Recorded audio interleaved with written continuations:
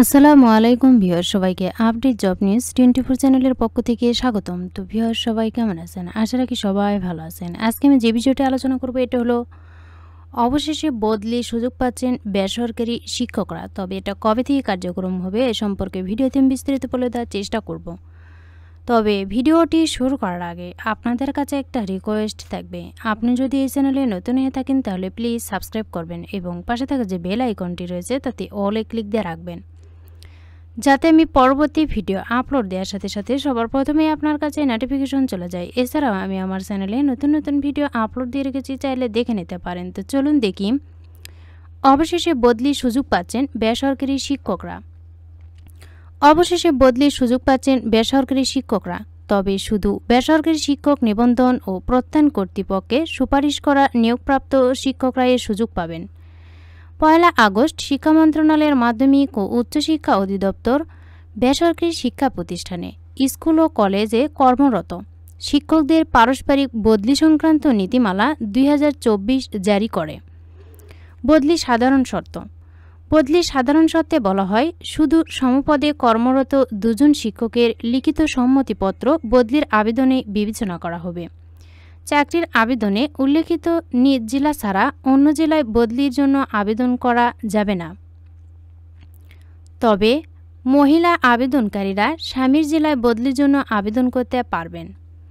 নিয়োগপ্রাপ্ত শিক্ষকের চাকরি 2 বছর পূর্ণ হলে বদলির আবেদন করা যাবে।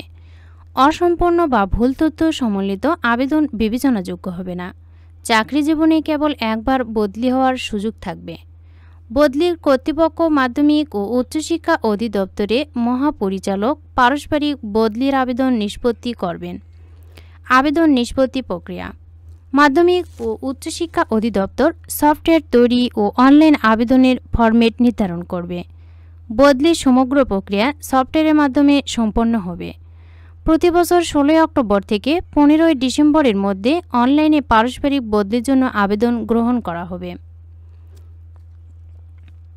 অনলাইনে প্রাপ্ত আবেদন প্রতি বছর 31 ডিসেম্বরের মধ্যে যাচাই বাছাই করে নিষ্পত্তি করতে হবে। বদলিকৃত শিক্ষকদের ইন্ডেক্স আগের প্রতিষ্ঠান থেকে বর্তমান প্রতিষ্ঠানে অনলাইনে ট্রান্সফার করতে হবে। বদলিকৃত শিক্ষকদের এমপিও ও অন্যান্য আর্থিক সুবিধাদি এবং জ্যেষ্ঠতার ধারাবাহিকতা আগের অবস্থা বজায় থাকবে। বদলির আবেদন অধিকার হিসেবে দাবি করা যাবে না। বদলিকৃত শিক্ষকরাও কোনো ধরনের টিএ বা ডিএ ভাতা পাবেন না।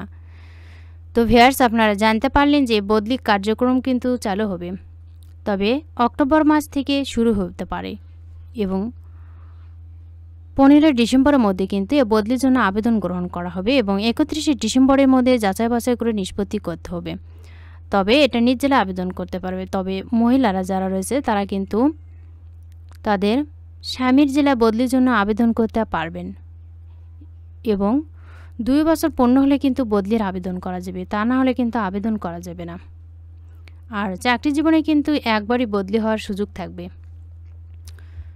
তো ভিউয়ার্স, সকলের জন্য রইল অনেক অনেক শুভকামনা।